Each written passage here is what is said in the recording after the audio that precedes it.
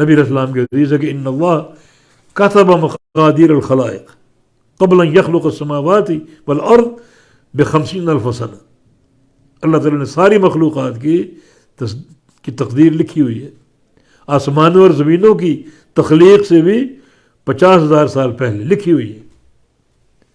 تو فیصلے ہو چکے. اللہ ہر چیز کو جانتا ہے کب کیا ہونے والا ہے. 10 سال بعد کیا ہوگا، 100 سال بعد کیا ہوگا، 1000 سال بعد کیا ہوگا، قیامت کے دن کیا ہوگا. اللہ سب جانتا ہے، سب لکھا ہوگا. وَإِنَّ ذَلِكَ عَلَى اللَّهِ يَسِيرٌ، بے شک یہ اللہ پر بہت ہی آسان ہے، یہ معاملہ بہت ہی آسان ہے. اللہ ہر شے کو جانتا ہے، سب لکھا ہوا ہے. ان علماء کی اصطلاح کے مطلب قد فرغ منہا، ان سے فراغت اختیار کی جا چکی. یعنی اللہ تعالیٰ سب کچھ لکھ کر فارغ ہو چکا. حدیث بھی ہے یعنی فارغ ربکم من العباد، رب تعالیٰ بندوں کے فیصلے لکھ کر فارغ ہو چکے.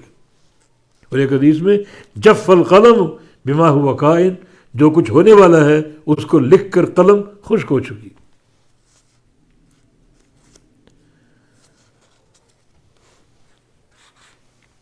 مقصود یہاں پر یہ بھی ہے کہ اللہ کی تقدیر پر ایمان لاؤ. تقدیر پر صحیح اور راست ایمان جو ہے وہ ایمان کا چھٹا رکن ہے. 6 ارکان ایمان کے، ان تؤمن باللہ وملائکتہ وکتبہ ورسلہ والیوم الآخر والقدر خیرہ وشرہ. اللہ پر، اللہ کے فرشتوں پر، رسولوں پر، کتابوں پر، آخرت پر اور تقدیر پر. یہ 6 ایمانیات، 6 ارکان ہیں ایمان کے. ایمان بالقدر بڑی اس کی اہمیت ہے، بڑی اہمیت.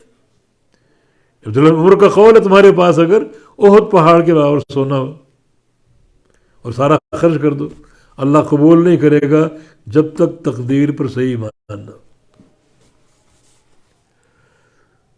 تقدیر پر صحیح ایمان 4 مرحلوں کو مانو. ایک اللہ کے علم سابق ہو، اللہ سب کو معلوم، اللہ تعالیٰ کو سب معلوم ہے، تبھی اس نے لکھا کل کیا ہوگا، پرسوں کیا ہوگا، سال بعد، 10 سال بعد، 100 سال بعد، 1000 سال بعد، 1,00,000 سال بعد کیا ہوگا اللہ جانتے.